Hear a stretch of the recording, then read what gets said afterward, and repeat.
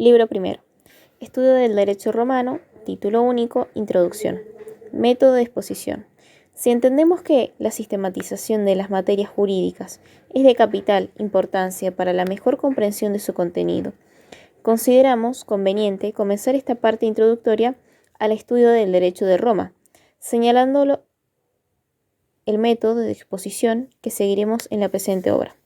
Uno de los planes distributivos de la materia dividía el derecho privado siguiendo la tradición romana expuesta en las instituciones de Gallo 1 y 8 y en las del emperador Justiniano 1, 2, 12, en tres grandes ramas: las normas que hacían referencia a las personas, las que contenían los principios que conciernen a las cosas y a las que regulaban lo relativo a las acciones, omne, autem ius, quo utimur, vel ad personas, pertinei, vel ad res, vel ad actiones.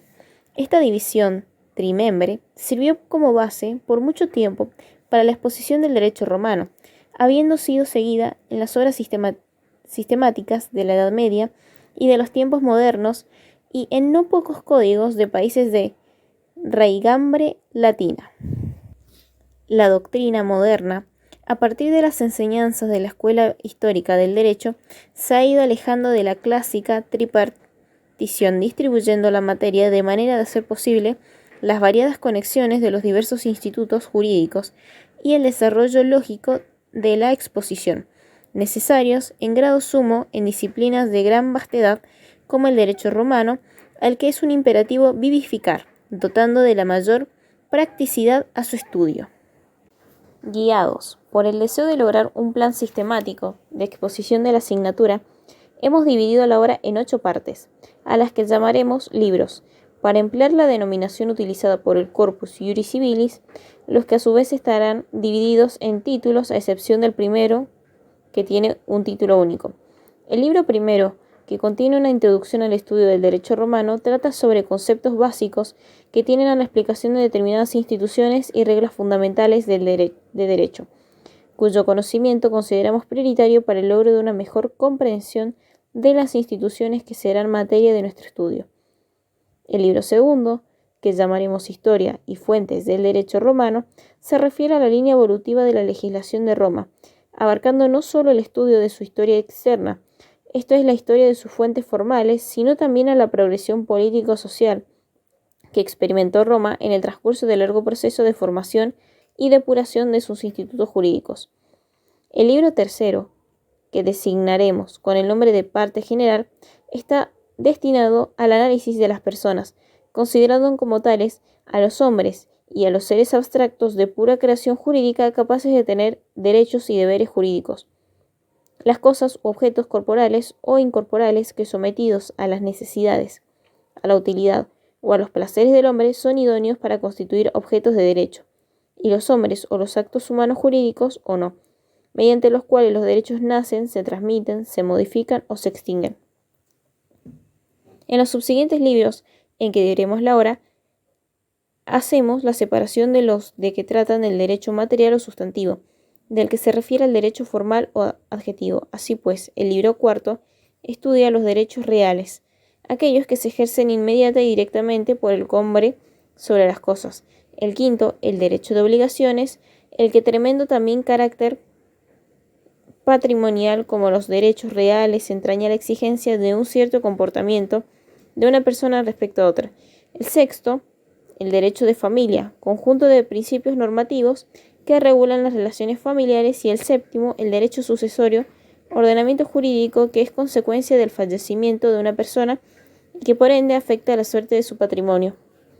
Es materia del libro octavo el derecho adjetivo o procesal, que consideramos debe ser tratado autonómicamente, es decir, sin integrar lo que muchos expositores llaman la parte general y además al final de la obra, en la inteligencia de que esa manera se facilita la comprensión de muchas cuestiones que atañen al derecho de acciones y que entran en la esfera de las distintas partes que integran el cuadro de los derechos sustantivos. Concepto del derecho romano. En su acepción más lata, Se entiende por derecho romano el conjunto de normas y principios jurídicos que rigieron las relaciones del pueblo romano en las distintas épocas de su historia, es decir, dentro de los límites marcados por la fundación de Roma, 753 a.C. y la muerte del emperador Justiniano, 565 después de Cristo. En este concepto amplio se comprenden también las llamadas leyes romano-barbarias, que se sancionaron a instancia de los caudillos o reyes germanos, cuando se asentaron en el suelo romano y en gran parte se nutren de fuentes clásicas.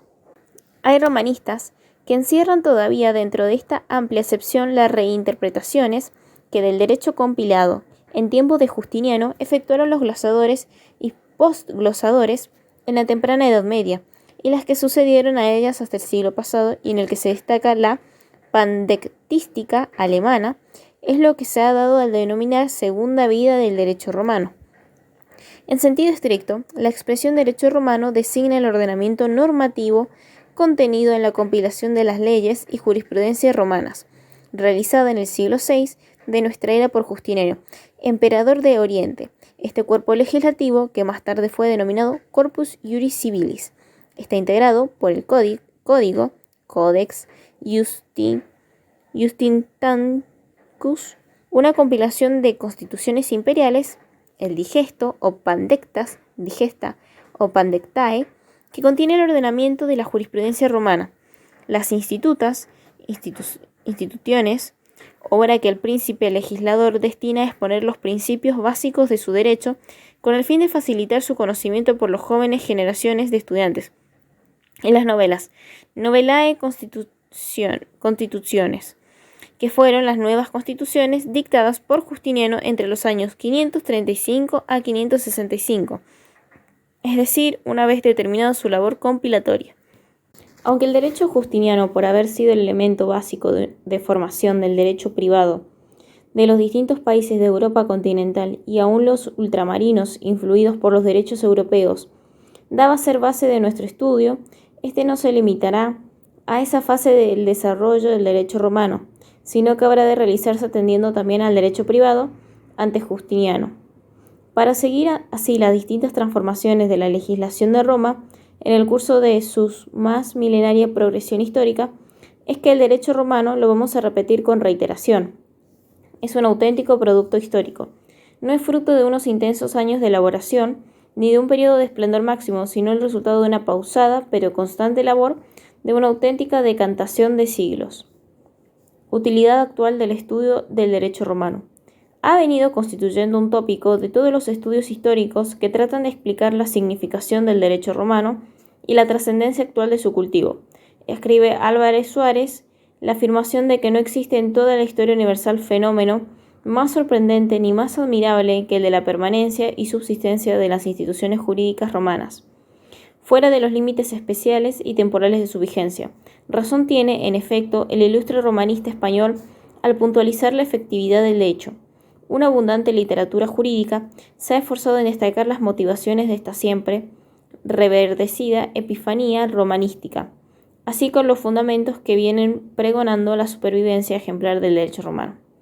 Cuando el espíritu de un derecho supervive a través de la historia, no obstante, los cambiantes avatares de ella, es porque causas esenciales consagran su prosapia y su labor y su valor. Conocerlas en sus conexiones sustanciales, en su problematismo histórico, es la labor fundamental. Por ello, pasaremos a explicar las razones que en los tiempos actuales justifican el estudio de una disciplina tan incuestionable, histórica, como es la del derecho romano. Poderosas causas, motivos culturales e históricos de importancia nos inducen en la actualidad a sostener la necesidad del estudio de la legislación romana, pues además de su valor formativo y pedagógico innegables, posee un interés práctico evidente por constituir el elemento informador de casi todas las legislaciones de derecho privado del actual momento histórico.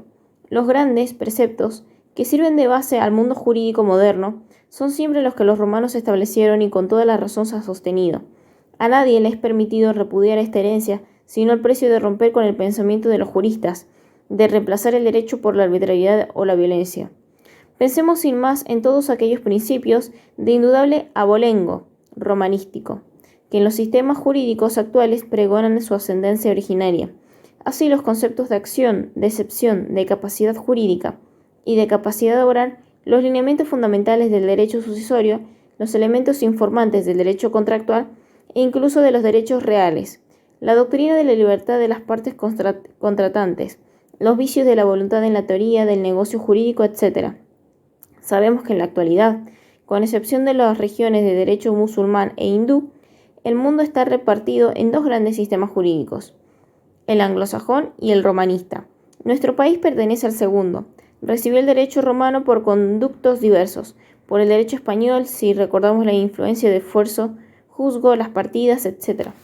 Por el derecho napoleónico, si tenemos en cuenta el influjo del Código Civil francés de 1804 directamente, si pensamos en la fuente de inspiración que significó el Corpus Juris Civilis para la redacción del Código Civil argentino, e indirectamente por la autoridad científica de grandes expositores del derecho romano como Savigny, Pothier y Serrigny, o de los comentaristas del Código de Napoleón como Molitor, Saccharie y Toulier, que nutrieron con sus doctrinas los principios del derecho civil nacional.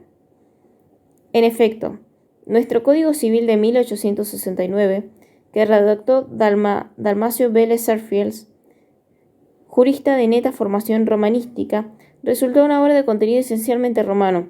A través de su articulado y de sus notas se aprecia una gran masa de conceptos romanos se hallan consagrados en dicho ordenamiento.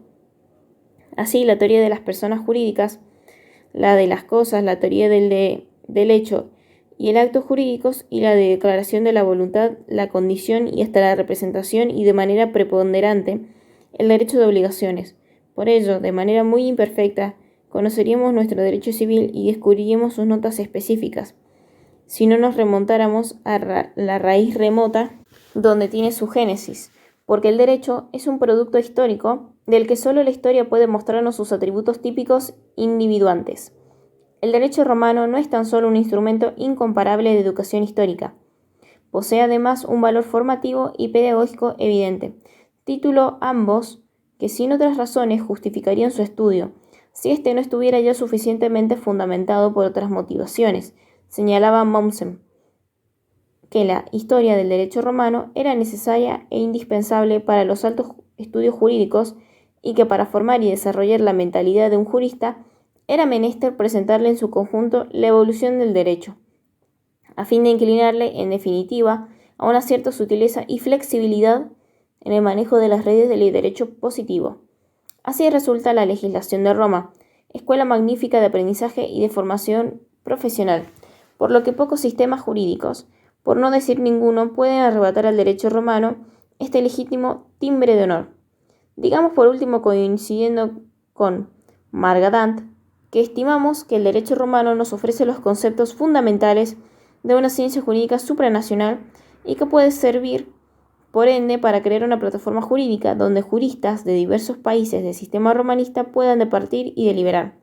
Ya Wenger, en el discurso pronunciado al tomar posesión de su cátedra en la Universidad de Viena en el año 1926, manifestaba que en la ciencia jurídica romana y no en los párrafos esqueléticos de cualquier código moderno, encontrarían el lenguaje en que los juristas de los distintos estados habrían de manifestarse para que hubiese una posibilidad de concordancia.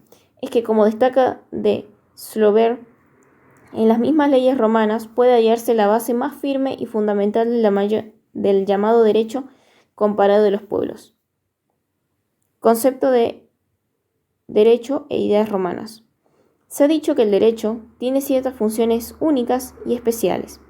No es principalmente una ciencia social tendiente a describir la forma en que tienen que funcionar ciertas instituciones. Tampoco es solamente un instrumento para determinar cómo resultarán las transacciones ni para pronosticar qué harán los tribunales.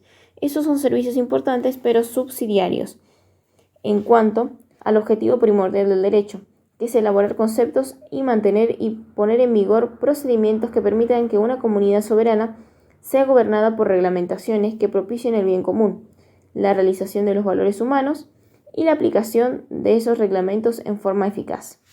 El ius. Los romanos maestros en el arte de hacer el derecho comprendieron la realidad viviente de su pueblo y supieron poner su ordenamiento normativo al servicio de la sociedad a la cual debían regir. No lo expresaron con pomposas frases, ni entraron a desentrañar su esencia. Hostiles a toda elucubración, que significaría reflexión teórica, y pragmáticos por excelencia, designaron el derecho a la voz latina ius, comprensiva del derecho en sentido objetivo, entendido como norma que regula con carácter obligatorio las relaciones sociales, y en sentido subjetivo como facultad o poder que el ordenamiento jurídico reconoce a un sujeto. Un conocido pasaje de las Fuentes, Digesto 111, define el derecho contemplado su aspecto objetivo como el arte de lo bueno y lo equitativo. Ius est ars bonum ei acei. El célebre fragmento del piano, que atribuye al jurisconsulto Celso la definición del ius, ha sido objeto de críticas porque ha entremezclado los conceptos del derecho y de moral, que son valores completamente diferentes. Sin embargo, la confusión resulta comprensible si se tiene en cuenta que Celso fue uno de los jurisprudentes romanos que más sintió la influencia del estoicismo griego, doctrina filosófica que entendía que el derecho era una moral restringida. B. Los preceptos del derecho, es decir, el orden o mandato del derecho. La falta de deslinde significa demarcar o separar, entre el campo del derecho y el de moral, se percibe igualmente en los tres famosos preceptos del derecho, tria iuris praecepta, con los que se han pretendido resumir los deberes que el derecho objetivo impone a los individuos: vivir honestamente, no dañar al otro y dar a cada uno lo suyo. Esos son los preceptos del derecho o órdenes, mandatos del derecho. Honeste vivere, alterum nan ladere, sucum cuique tribuere. Son los preceptos o postulados que, según otro fragmento de Ulpiano, Digesto 1, 2, 10 y 1, determinan el contenido del derecho. La identificación entre deberes éticos y deberes jurídicos no era, empero, absoluta, ya que los romanos supieron señalar cómo lo expresa un pasaje del jurisconsulto. Paulo, Digesto 50, 17, 144, que no todo lo que era jurídicamente lícito correspondía a las normas morales. Non omne quod licet honestum est. Entonces, el ius, derecho, la norma jurídica, se divide en sentido objetivo, que era norma que regula con carácter obligatorio las relaciones sociales, y en sentido subjetivo, que era la facultad o poder que el ordenamiento jurídico reconoce a un sujeto. También íntima conexión existía entre el ius en sentido subjetivo y la actio, ya que ésta era concebida para los romanos como el instrumento procesal por cuyo intermedio el ordenamiento legal aseguraba a las personas físicas o abstractas la tutela de los derechos subjetivos. Así, gran parte de los derechos subjetivos se fueron creando por medio de reconocimiento de acciones. Como ejemplo más que elocuente podemos citar las clásicas categorías de derechos patrimoniales, los derechos reales y personales, que fueron un derivado de las acciones in re y de las acciones in persona. En esto radica la importancia capital que alcanza en el derecho privado de los romanos el régimen procesal y sus formas procedimentales, lo que ha llevado a sostener a Schulz que una parte considerable del derecho clásico es un derecho de acciones. C. El fas.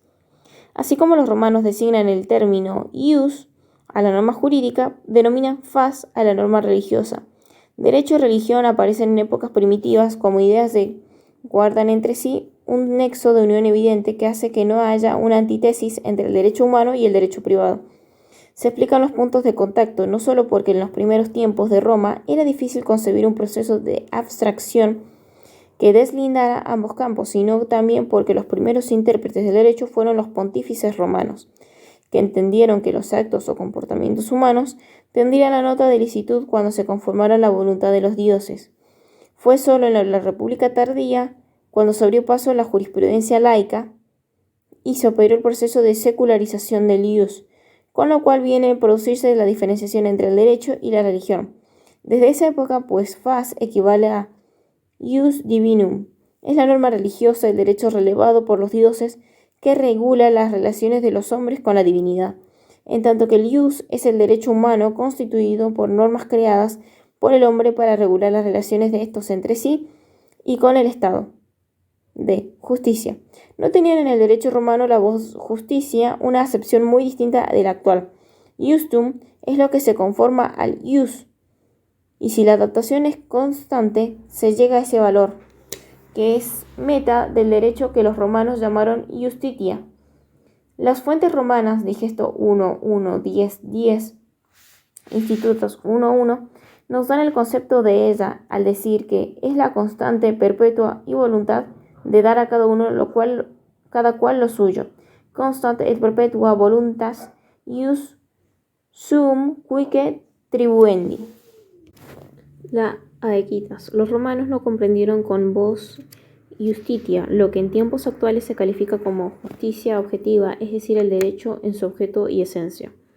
Usaron el vocablo aequitas, que etimológicamente significa equidad, igualdad, y que viene a ser el modelo al que debe acomodarse el derecho, la finalidad que debe cumplir el ordenamiento jurídico para que sus normas no sean inicuas. Esto es contrario a los justos, pero como no todas las normas jurídicas responden a los fines del derecho o se compadecen constantemente con él, la equitas se contrapone al mismo ius. Se origina una antítesis entre lo iustum y lo aecum. Esta situación se presentó con el antiguo ius civile, que necesitó de soplo vivificamente de la equidad que le transmitió el pretor para que sus soluciones no condujeran a la iniquidad. Sumum ius summa iniuria. En la edad cristiana, la aequitas asume un contenido más acorde con el de la humanidad, y de ahí que aparezcan como sinónimos de aequita los términos pietas, benignitas, charitas, benevolencia, clementia. Jurisprudencia. Otra de las ideas romanas sobre la que nos dan un concepto a las fuentes es de la jurisprudencia, que el jurisconsulto Ulpiano define diciendo que es el conocimiento de las cosas divinas y humanas y la ciencia de lo justo y de lo injusto. Jurisprudentia es divinarum atque humanarum rerum notidia y iusu atque iniusti scientia.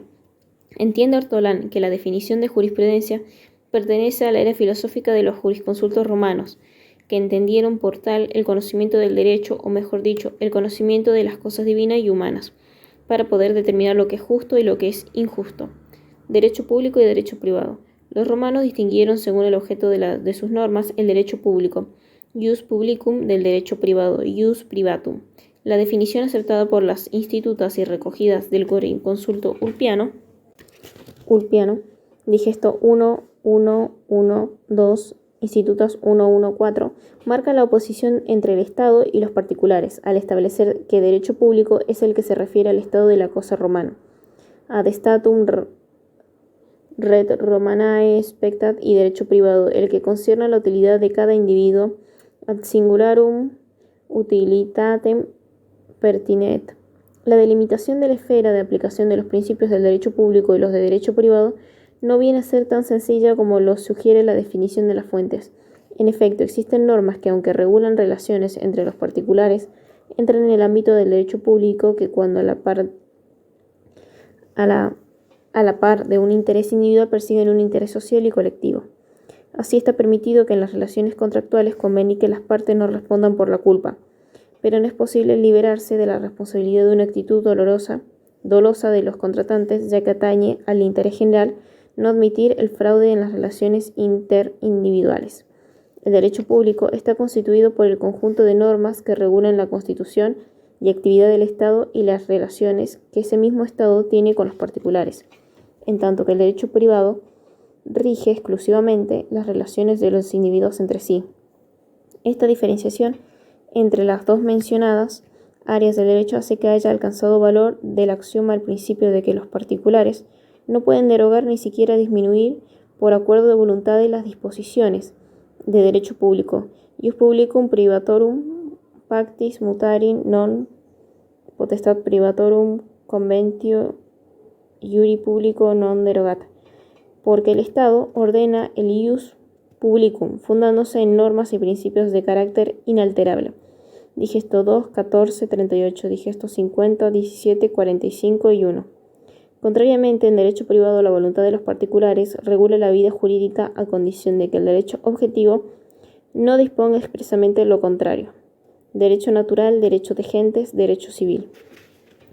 Esta división tripartita del derecho privado tiene su expresa consagración en las Institutas de Justiniano, que en esa parte también recoge la opinión de Ulpiano, Institutas 1.1.4 digesto 1.1.3.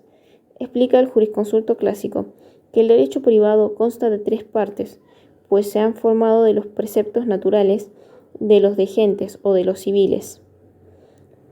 Privatum ius tripartitum scholecrum Ethereum es naturalis praeceptis aut gentium ad civilus. Entonces, el derecho público, al estado de la cosa romana, conjunto de normas que regulan la constitución y actividad del Estado y las relaciones en ese mismo Estado tiene con los particulares. En cambio, el derecho privado es el que concierne la utilidad de cada individuo, rige exclusivamente las relaciones de los individuos entre sí. Los particulares no pueden derogar ni disminuir por acuerdos de voluntades las disposiciones del derecho público, porque el ius publicum, el derecho público, se funda en normas y principios de carácter inalterables.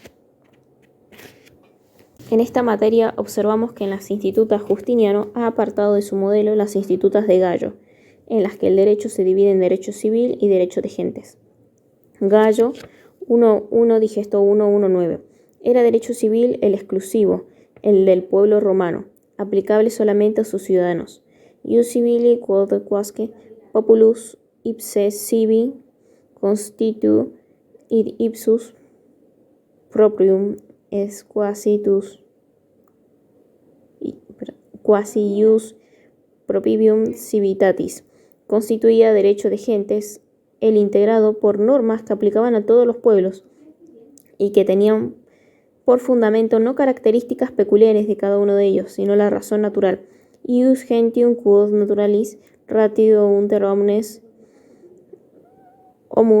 omnes constitu id apud omnes populos peraeque custoditur quasi quo iure omnes gentes utuntur. La falta de concordancia entre la concepción gallana y la justiniana ha dado lugar a que se entienda que el derecho privado se dividía en 2 ramas. Entonces, derecho civil reservado exclusivamente para la civis romanus, o sea, los romanos, y el derecho natural o de gentes, complejo de normas consuetudinarias derivadas de la razón natural que los romanos tenían en común con los otros pueblos civilizados del mundo antiguo. Hay autores como Perosi y Albertario que sostienen que el derecho de gentes y el derecho natural fueron concebidos por los romanos como términos equivalentes. Argumentan que ambos derivan de la naturalis ratio y que la distinción que Ulpiano, digesto 1.1.4, hace de ellos no es de oposición o contradicción, sino meramente de comprensión, pues el ius naturalis se extiende tanto a los animales, quod natura omnium animalia docut, como a los hombres. En cambio, el derecho de gentes es aplicable solamente a estos últimos. Hoc solis hominibus inter se comunione sit. Estamos en una corriente opuesta a la anterior, porque pensamos que la división de Ulpiano en ius civilis gentium et naturale pertenece a la época del derecho clásico y que la idea de derecho natural recogida por Cicerón del pensamiento aristotélico es autónoma de la de derecho de gentes. Opinamos que son términos independientes, porque el concepto de ius gentium es auténticamente romano, al paso que el de los ius naturale tiene su origen en la filosofía helénica, porque instituciones del ius gentium como la esclavitud son repelidas por el ius naturale y por fin porque el derecho de gentes tiene una base contractualista dada por la tácita aceptación y uso de todos los pueblos humanos. Quo gentes humanae utuntur. En tanto el derecho natural no es producto del hombre, sino de la naturaleza de las cosas, ya que surge, como se ha dicho, natura rerum, tiene fundamentum in re. Así como en las fuentes encontramos una noción uniforme del ius gentium y del ius civile, en lo que el derecho natural respecta, se nos presentan distintos conceptos. Uno de ellos pertenece a Ulpiano, Digesto 1.1.3, que define el ius naturale como aquel que la naturaleza enseña a todos los animales, quod natura omnia animalia docuit, dando como ejemplo de leyes comunes al hombre y al animal, las relativas a la unión de los sexos, la procreación, la educación de los hijos, etc. No es admisible la concepción de Ulpiano porque se confunden funciones o necesidades biológicas comunes al hombre y al animal con normas jurídicas, que por estar dirigidas a regular la conducta nacida de una voluntad libre solo pueden tener referencia al ser humano.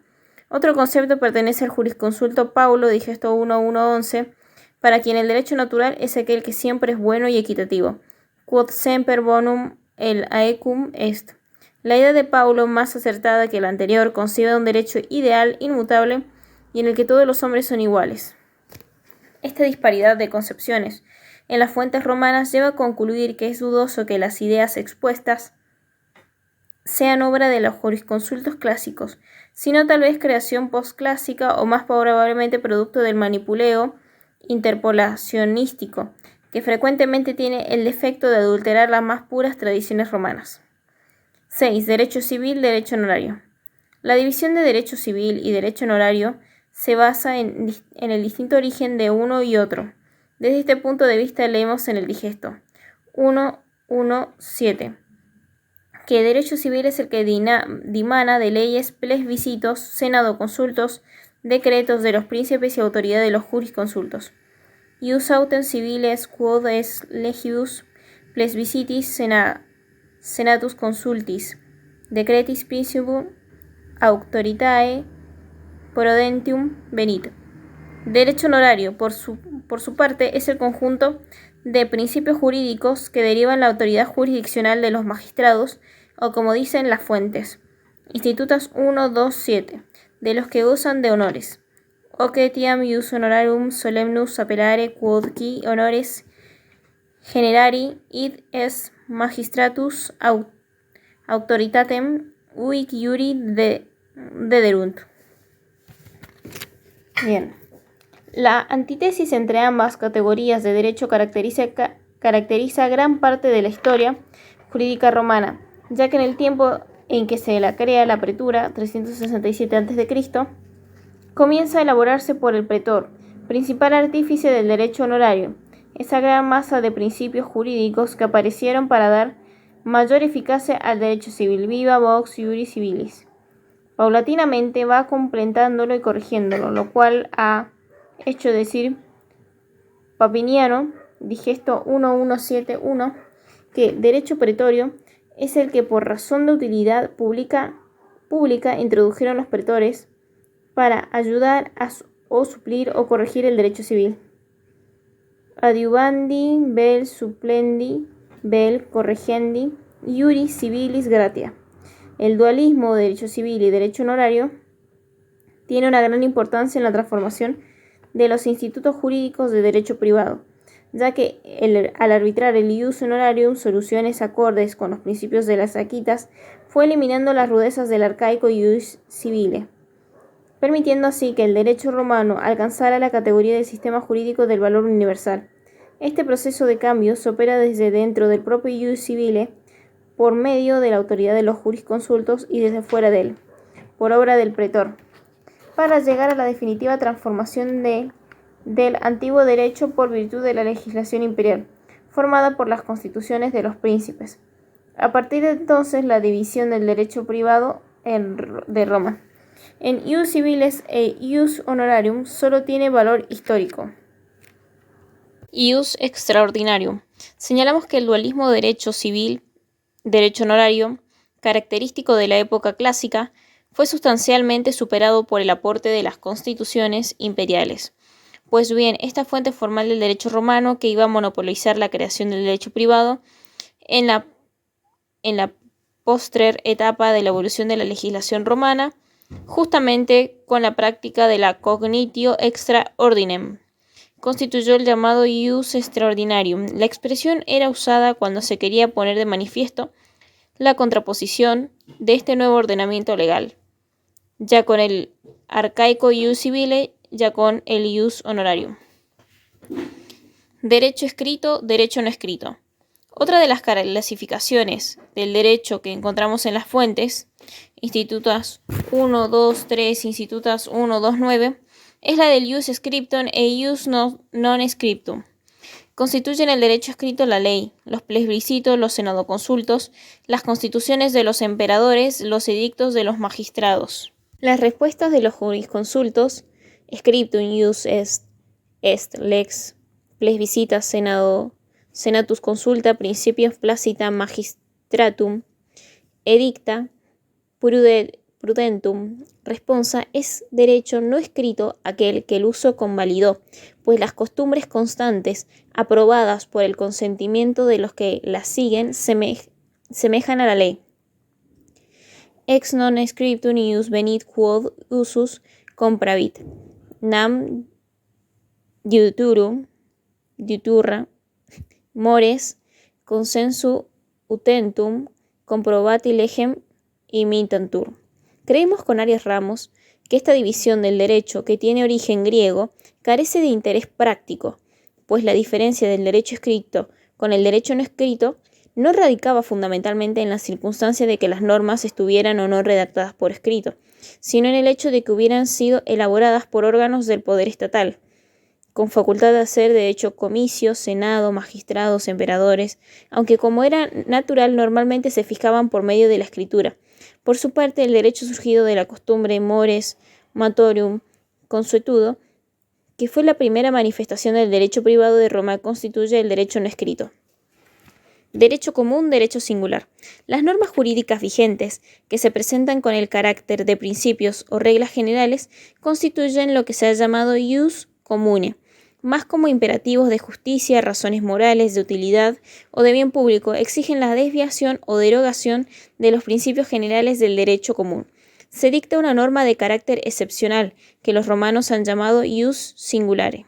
Un fragmento de Paulo, Digesto 1, 3 y 16, define el derecho singular o excepcional como aquel que, contra tenor de la razón, ha sido introducido a causa de alguna utilidad particular, y con la sola autoridad de quienes lo constituyen. Ius singulare est quod contra tenorem rationis propter aliquam utilitatem autoritate constitutum introductium. Las expresiones del jurisconsulto no deben interpretarse como que solo los principios de derecho singular encierran alguna utilidad, porque utilitas hay en toda clase de normas jurídicas. El ius singulare no viene a negar la ratio legis del derecho común, sino que impone una razón distinta, específica, aplicable a particulares relaciones jurídicas. La prohibición de las donaciones entre cónyuges es una norma típica de derecho singular, que deroga el principio general de tal negocio jurídico está permitido entre cualquier clase de individuos. La excepción al derecho común se impuso en la legislación romana para evitar, como dicen las fuentes, que los esposos se despojasen por mutuo amor. Digesto 24.1.1. El impedimento legal impuesto a las mujeres para garantizar la deuda de extraños es igualmente norma de ius singulares, que hace caer el principio de derecho normal, que admite que cualquier persona sea fiadora de otra. Digesto 16.1.2.1. 1. Beneficia. Las fuentes romanas emplean el término beneficia para designar ciertas ventajas que el ordenamiento jurídico otorgaba a persona o personas determinadas, sin que por ello sea admitido entender que los beneficios significaran ius singulare, ni implicaran una derogación de la norma de derecho común. Son ventajas que el derecho romano concedió a todas las personas que se encontraran en determinada situación, siempre que lo solicitaran expresamente. Esta última razón, la necesidad de la petición de parte, diferencia el beneficium de los principios del ius singulare. Entre ellos encontramos el beneficium competentiae, que impide que ciertos deudores puedan ser ejecutados más allá de sus posibilidades económicas, el beneficium inventari, que posibilita al heredero voluntario que hace inventario de los bienes del causante, que solo responda de las deudas de éste con los bienes inventariados. Otros beneficios: beneficium separatiorus, beneficium divisionis, beneficium sedendarum actionum, beneficium exclusionis, serán materia de estudio en la presente obra. Privilegium. Toca la esfera del derecho singular lo que las fuentes llaman privilegium. En el primitivo derecho romano se presentaba como una disposición perjudicial para una persona privilegia ne irrogantum, impuesta por circunstancias muy especiales, pero en la época imperial importó una excepción al derecho normal, que debía interpretarse de manera favorable a aquel a quien se lo otorgaba. Así constituyó privilegio el testamento militar que concedía a los soldados la posibilidad de testar en campaña sin ajustarse a las formalidades prescritas por la ley. Digesto 29.1.24. Fuentes de producción y conocimiento del derecho romano. Cuando empleamos la palabra fuente dentro de nuestra disciplina, podemos referirnos tanto a las fuentes de producción del derecho romano como a las de su conocimiento. Las primeras están constituidas por todo aquello de donde el derecho surge, o lo que es lo mismo, de donde brotan las normas jurídicas que regulan la vida social de Roma. Las segundas son el conjunto de medios que ayudan eficazmente a conocer el derecho, de manera que, aunque por lo común no lo engendran, facilitan su conocimiento. Entre las fuentes productoras del derecho romano, llamadas también formales, estudiaremos dentro de las distintas fases de su evolución la costumbre o fuente no escrita o no sancionada, llamada así porque no hay un organismo que dé categoría de derecho a las normas que se imponen como tales por el tácito consentimiento del pueblo, y las fuentes escritas o sancionadas, que se expresan a través de la palabra escrita y que provienen por lo común de la decisión de órganos competentes del Estado. Encontraremos así entre las fuentes formales la costumbre, o fuente no escrita, y la ley comicial, los plebiscitos, los edictos de los magistrados, los senadoconsultos, la respuesta de los jurisconsultos y las constituciones imperiales entre las fuentes escritas. En lo que atañe a las fuentes de conocimiento, estas pueden ser extrajurídicas o jurídicas. Las primeras comenzaron a formarse desde los más remotos tiempos de la antigüedad romana. Provienen de historiadores como Tito Livio, Dionisio, de Halicarnaso, Polibio, Suetonio, de gramáticos y etimologistas como Plauto, Terencio, Varrón, de analistas como Tácito y de retóricos, oradores o filósofos como Cicerón, Aulogelio y Quintiliano. Ciencias modernas también constituyen aporte extrajurídico eficaz para el conocimiento del derecho romano, destacándose entre ellas la lingüística, la arqueología, la etruscología, la epigrafía y la papirología. Dentro de las fuentes modernas de conocimiento se pueden consignar asimismo las enciclopedias de la antigüedad clásica, las actas de congreso, las obras lexicográficas, los índices de interpolaciones y una fecunda bibliografía acerca del derecho romano. Entre las fuentes jurídicas de conocimiento encontramos obras de jurisconsultos clásicos, como las Institutas de Gallo, restos de las sentencias de Paulo, las reglas de Ulpiano, una parte de respuestas de Papiniano, un apéndice a la Ars Grammatica de Dositeo y los Fragmenta Sinaitica. Entre las colecciones jurídicas postclásicas se cuentan los Fragmenta Vaticana, la Colano Legum Mosaicarum, el Romanarum y el libro Ciro Romano. Por fin es material valioso para el conocimiento del derecho romano el Corpus Iuris Civilis del emperador Justiniano, sin desconocer el importante aporte que constituyeron como instrumentos de conocimiento los códigos gregoriano, hermogeniano y teodosiano y las llamadas leyes romano-bárbaras. Lex Romana Visigothorum, Lex Romana Burgundionum, Edictum Theodorici. 10. Influencias primordiales que operan sobre el derecho romano.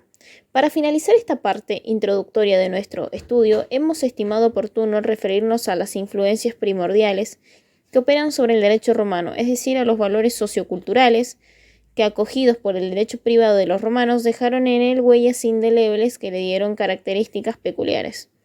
Para abordar el tema en cuestión Seguimos un interesante trabajo del profesor López Núñez, que tratando el asunto con su reconocida versación, enseña que las influencias más notorias fueron la religión, la filosofía griega, el cristianismo y en alguna medida los derechos de la antigüedad. 1. La religión. Es incuestionable el profundo influjo que la religión ejerció sobre el derecho romano, especialmente en su fase de formación, en la que Roma no pudo escapar al fenómeno general, sobre todo en los pueblos indogermanos, de que la religión apareciera íntimamente ligada al derecho. En Roma, más que en ningún otro pueblo, se presenta nítida la influencia a causa de que correspondía al colegio de los pontífices la misión relevante de custodiar e interpretar las normas sagradas que unían al hombre con la divinidad. Si la influencia es muy notoria, en el derecho público también se la percibe en el campo de derecho privado, en donde instituciones como la Confarreatio, uno de los medios legales por los que el esposo podía adquirir la potestad marital sobre la mujer, la Adrogatio, modo especial de adoptar a una persona, sui iuris, y el Testamentum in Calatis Comitis, forma de testar del derecho antiguo, acusan la impronta destacada de la religión romana primitiva. También el derecho procesal siente el impacto y el formulismo que caracteriza el procedimiento de la legis actio per manus miectronem y el de la legis actio per sacramentum. Está basado al decir que Kunkel en creencias ligadas ancestralmente a la magia religiosa. 2. La filosofía griega. Un hecho cultural de trascendental importancia y de innegable sentido histórico significó el contacto de la filosofía de los griegos con la legislación romana, a la que enriqueció científica y conceptualmente. Fue el estoicismo el sistema filosófico que más acabadamente influyó en el pensamiento de los jurisconsultos romanos, así como también Cicerón, el célebre orador de fines de la República, el intermediario típico del pensamiento filosófico griego. No han faltado autores que han negado el fenómeno de la influencia de la filosofía helénica sobre el sistema jurídico de los romanos, apoyándose en el sentido eminentemente práctico y casuístico de sus jurisconsultos, que les hacía repeler cualquier clase de especulación abstracta. Si bien es cierto que no teorizaron el sistema, que no se entregaron a un quehacer dogmático, es innegable que, al decir de Leibniz, tampoco fueron máquinas automáticas de dictar derecho o grandes geómatras de lo jurídico. Los prudentes romanos recibieron una formación humanística especial que era habitual en Roma y en general supieron asimilar los conceptos primarios de la filosofía helénica, el método lógico de los griegos. Se da así la recepción helénica en las fuentes legales romanas, como lo apreciamos tomando en cuenta la idea del ius naturale, del ius scriptum y no scriptum, los conceptos de cuerpos simples y compuestos, de cosas corporales e incorporales, la noción de cualidad y sustancia y muy probablemente la de corpus y animus en materia de posesión. 3. El cristianismo. Unánimemente la doctrina ha reconocido el decidido influjo que tuvo la religión cristiana sobre el desenvolvimiento del derecho romano del periodo posclásico, especialmente a partir de la publicación en 1843 de la obra de Troplong, titulada Influencia del cristianismo sobre el derecho civil de los romanos.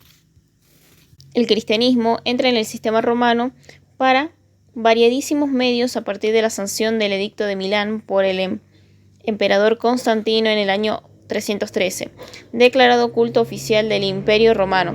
Se abre una nueva época en la legislación de Roma que acertadamente Oenlonge denominó teológica. Desde entonces el derecho romano, a la par que pierde su armazón formalista, adquiere un sentido espiritual y providente del que antes carecía casi en absoluto. Señalar razonadamente las instituciones jurídicas que se vieron remozadas al calor de las ideas cristianas sería tarea que rebasaría las pretensiones y propósitos de esta obra.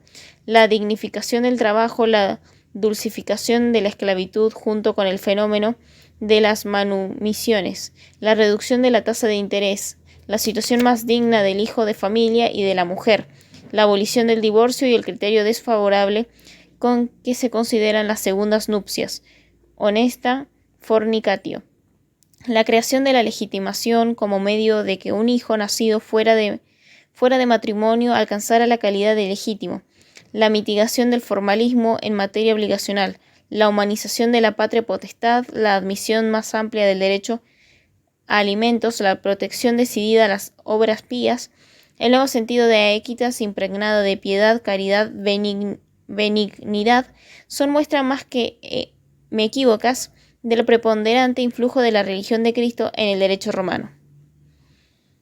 4. Los derechos de la antigüedad. Hay autores que han hablado de la influencia que los derechos de la antigüedad ejercieron sobre el derecho romano. En especial, el tema hizo nacer una copiosa literatura después que Land, en 1862, descubrió el libro de derecho Ciro-Romano y que la expedición de Morgan en 1901 halló el código de Hammurabi.